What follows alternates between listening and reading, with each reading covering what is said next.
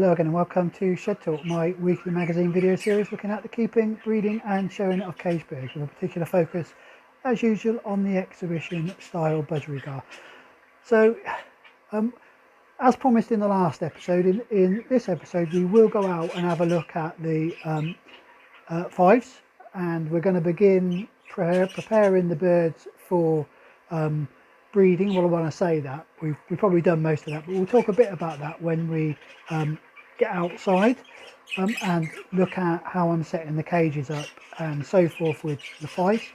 But before we do that, we're going to have a look in here, because as the title of the video suggests, it's been a bit up and down, I suppose, a bit hit and miss. We've had last week, or in the last episode, you'll remember, everything seemed to be going really well in here, and things, whilst they're not, it's not been a disaster.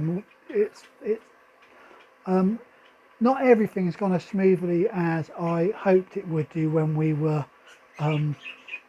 finished last week's episode. So I will begin in here with looking at the, I suppose, the bad news, and then we'll look at some of the better news, and then, like I say, we'll go out and have a look at the Fives and setting the cages up. As always, if you enjoy any bit of the video or any of the videos that I produce, then please do give them a big thumbs up. If you're not yet a subscriber to the channel, please do subscribe to the channel, and don't forget, early notifications, hit the bell. Perhaps most importantly, please do comment on anything you see or any thoughts, anything you'd like to see in the future episode. Thanks to all those people who comment, particularly the regular people who comment virtually every episode on just generally, and most people just saying thank you for producing the videos. It's always really is appreciated to get feedback on any of the videos, so big thank you to all those of you to comment, and if you want to leave a comment, please do so. Right, let's start off by looking at the birds in here. So as become fairly customary, I suppose, when I'm doing these run rounds that are a bit hit and miss in terms of how well they're doing, we're going to start with the less good news and move on to the more good news. So we're going to start with the two cages at this end of the bank of 6 breeding cages, with cage number 3 and cage number 6. So cage number 3, this was I suppose, little bit of a fairly high hopes with this cage, because we got the love pair in here. We've got the sky blue that we've paired to a dark green. They were pairing up and mating inside the main flight, you might remember, and everybody said give them a try in here. We've popped them in there. There's still lots of, lots of mutual preening and lots of feeding each other. The hen has looked in the nest box, but has then sort of stopped, and I'm really not sure why. I don't know whether, my only thought is whether we've caught this pair a little bit too late, with the hen now going just past her best. I don't know. I'm going to leave them, give them another while in here, at least another week, if not 2 weeks, just to see how they go and see if the hen does start clearing the nest box out. But a little bit disappointed in that this pair didn't go straight in, and we haven't had, her starting to lay. So that's that one, and then the one below it, which is probably the pair that we've given the longest to go. And you might remember in the last episode we were going to move this pair. This is the dominant pied hen, and we were going to move this pair. We were going to split them up because they've been in there a while, like I say, and hadn't shown any real interest in each other or the nest box. And then suddenly the hen started looking in the nest box. She'd been going in and out of it a little bit. There was a little bit more tolerance between the cockbird and the hen, and that's continued. The hen still looks in the nest box, but she has stopped going in there, so I don't know. One more week and then I'm definitely going to split this pair. If she hasn't been in there and started clearing it out or showing signs that she's going to lay, the big poos in the bottom of the cage, that sort of thing, then I am without doubt going to split this pair and give another pair a go in this cage, because at the moment I'm just wasting it.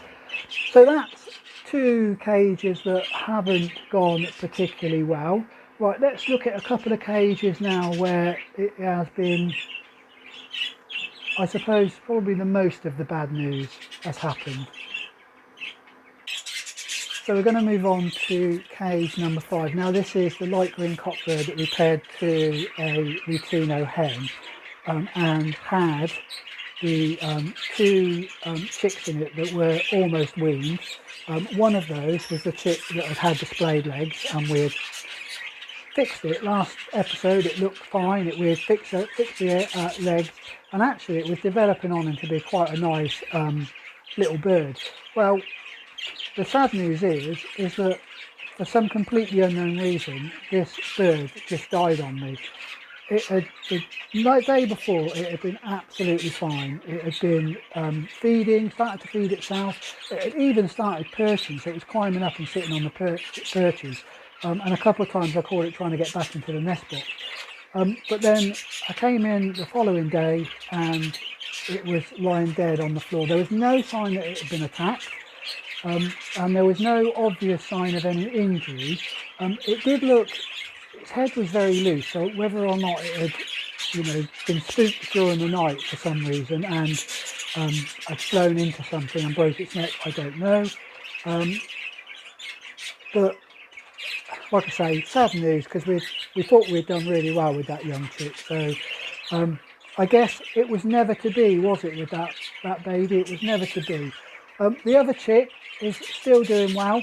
It has now been fully weaned, and we will have a quick look at that final chick at the end of the episode. I won't talk through what it looks like. I'll just put it into the showcase before moving it into the nappy fight, and we can have a quick look just as part of the closing bit of the video. So we'll have a look at it then. So that chick's doing well, and the other good news is that I just double check on this. So they've so far laid 3 eggs. So the hen in there has so far laid 3 eggs. I have seen lots of mating going on in that cage. 2 of them are full. So, touch wood, we're going to get a few more chicks off of this particular pair. And the other good news is that there's been no more egg eating. Remember, we lost the first egg. So good news is she's continuing to lay. We haven't seen any more eggs going missing, and we do have at least 2 full eggs in that particular cage. The other cage I want to talk about is cage number, or the other one that is, again, bad and good news, I suppose, is cage number 4. Now, this is a cobalt cockbird that we paired, I think it's to a light green hen. It's either a light green or a light green hen. Now, this all was going swimmingly in this cage. The hen cleared the nest box really quickly. She started laying. There had been mating going on between the cockbird and the hen. She had started laying. She laid the first egg, and then there was a bit of a pause, so there were no more eggs being laid, and I wasn't quite sure why. It got to the stage where I even candled the first egg, and the first egg looked full. And then, for no apparent reason, the hen abandoned the nest, and I came in the morning and the egg was actually cold. She'd obviously been off the nest all night. Like I say, the egg was full, so the only thing I could think of doing was I lifted it out and popped it into cage number 5, the cage we just spoke about. So popped it under the Lutino hen, just in a hope, on the off chance that it was going to carry on developing. If it had been really early on when she had abandoned, I'd have been less worried, but seeing as we'd actually started to see the blood vessels forming, I thought, well, that it's unlikely to be viable, given that it had got cold. However, I am pleased to say that it does look, when I've continued to candle the egg, the chick is continuing to develop in there, so we may just have caught it in time. So hopefully that's the good news. We will have saved that egg, and we'll have a chick off of it. This pair still very strange in that, there's still lots and lots, I'm watching them now, there's lots and lots of feeding going on.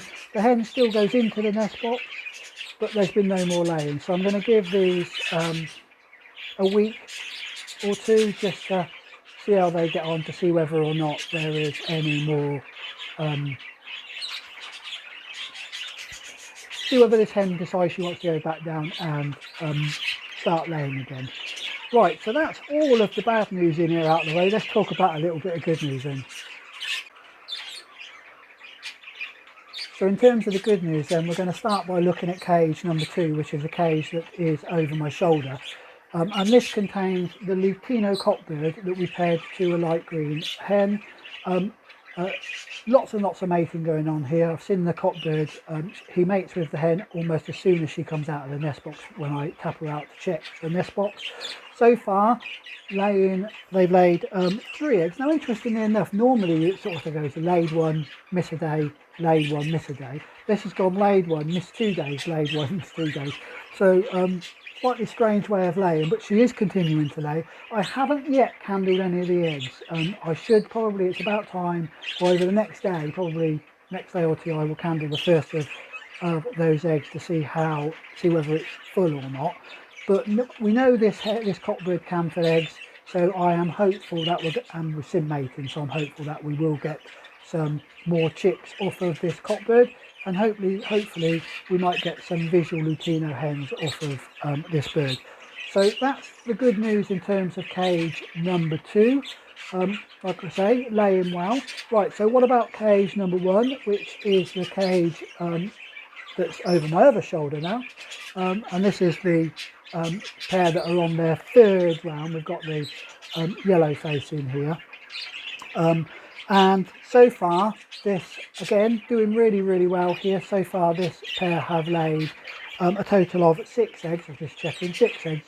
And at least 3 of those are full, and I think 4 of them are full, although, that 4th one is at that early stage where it looks like it's on the change, but I probably need to give it another day before I can fully see the blood vessels forming in that egg. So, we'll finish on those 2 good news cages where we're getting, it looks like we're progressing well. I say that, I'm going to touch wood now because we said it about a few of the other cages in the last episode and they all suddenly went wrong.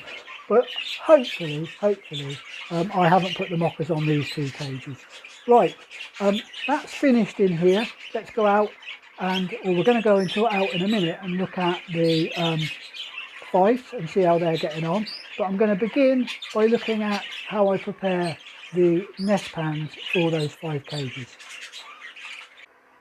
So the first thing I've got to do then is start preparing the nest pans. Now I actually got, you might remember from the last episode I mislaid a few of these, so I've got 2 different types. I've used them both these types before. One is this type here, and I'll show you some better pictures of them in just while I'm doing this.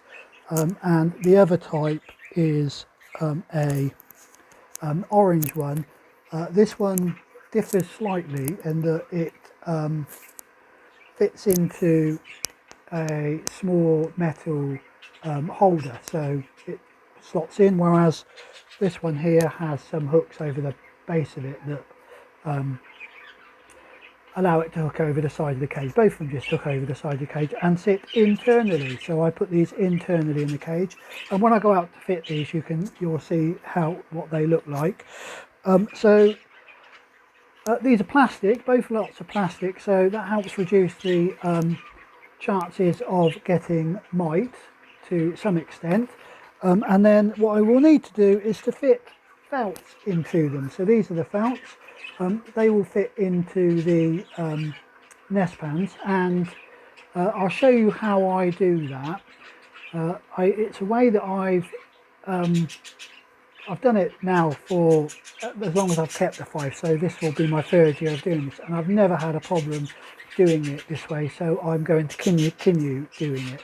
And that's just connecting it with some ties, the zip tie type thing. So that's how I connect it. But before I do that, what I will do with these is I've got some made up anti-mite solution, and I will just spray these with this, get them nice and damp, nice and wet, as you can see. I hope you can see that there. So I get them nice and soak them through it. Now I could just soak these in the solution, but I found that this works just as well. So I will give those a really good soaking with the anti-mite spray. I'll keep doing that. So I will keep doing that. So I give them a good soaking with the anti-mite spray, and then I will fit them into the dish. Once they've dried, what I will then do is I will put some powder on them as well, anti-mite powder on them as well, just to have a double chance of protection, I suppose. So that's what I will do. I will show you how I fit them. You'll be able to see that along with this. So hopefully you'll be looking at it now. So you'll notice how I fit them with the ties. The only thing I would say, if you're using this method, and a couple of people commented last year, I think, just to make sure that as far as possible the felts are flat inside there and not all creased up. It's really, to some extent you're going to get some creases. That's just the way the felts when they fit inside the nest pans, but try and make them as flat as possible. Right, so once they have dried, we'll nip out to the Finch and Fife flight and I'll show you them fitted inside the cage. So we are back out here in the Finch and Fife flight to talk a little bit about the Fifes. So it's been a while, hasn't it, since we've been out here, so I do apologise for that, but it is quite chilly out here for filming, and it still is a little bit chilly. In fact, I think I've picked the worst day of the week to come out here, because up until now it's been really bright sunshine. Although my glasses look like they might still be bright sunshine, it's actually got a bit more overcast and is still quite chilly out here, so hence the coat, but no hat. For those of you that watch the channel for a little while, we know I used to come out here with a big woolly hat on. So anyway, I have now got the 2 pairs down. I'm still a little bit, what's the word I'm looking for, concerned, I think, that I might have still got the pairs wrong. I think I may have. It looks, well, I'm still umming and ahhing. I've got the, let's go back then. I've put the nest pans into the cages, and I've also put some nesting material in the cages. In the cage that's directly behind me, I've got both birds picking up the nesting material. There's no sign of them actually building up yet, but both of the birds are picking up the nesting material.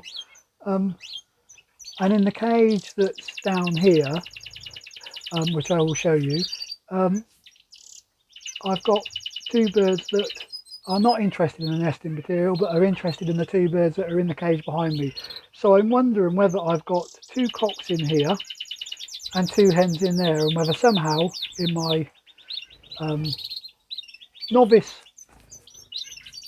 noviceness around the Fifes, I've got them in the wrong cages. I'm going to wait for a day now and see what happens. And I suppose the good news is that in this cage here, the cage down below me, I've actually got a buff and a yellow, and in the cage behind me I've got a buff and a yellow. So I think if I do, I could just swap them round. If they are 2 hens and these are 2 cockbirds, I just swap them round, don't I? But I will wait, and so I'm going to give them another day to see how that goes. In the main flight, I do have lots and lots of birds singing their head off at the moment. So, and a couple of birds in the main flight are also picking up. So if need be, I can always swap them around a little bit. But these, I think I've currently got my best birds, my best 4 birds in the breeding cages. Anyway, I did say I would show you the nest pans in there. I hope you have been able to see that while we've been going through this. So what I've done, how the nest pans fit in, and a little bit around the I'm almost certain the 2 down here are cockbirds now, the more I watch them. Anyway, we'll wait and see. They're not singing, but just the way they're reacting, we'll wait and see. Like I say, funny enough, I have this little concern almost every time, and every time or every breeding season, although it's only been 2, and then I seem to have them in the right cages after all. But we'll wait and see. Right, well, that's it, just about it from out here in the Finch and Fife flight. We'll nip back in and we'll have a look at that last youngster from cage number 4, I think it was, wasn't it? Cage number 4. We'll have a look at that before we go. Well, we're back into the main budgerigar room. I hope you enjoyed that little look at the Fives out there. Hope I've got them round the right way. Who knows? I certainly don't with my very novice eye. I thought I had them round the right way, but who knows? Anyway, I've taken the youngster out of cage number 5 as I said I would do, and I've popped him into a show cage for us to have a look at the end of it. I'm not going to talk about it. You can probably see for yourself what this particular bird looks like. But that does bring us to the end of another episode. So until the next one, as always, do stay safe and enjoy your birds.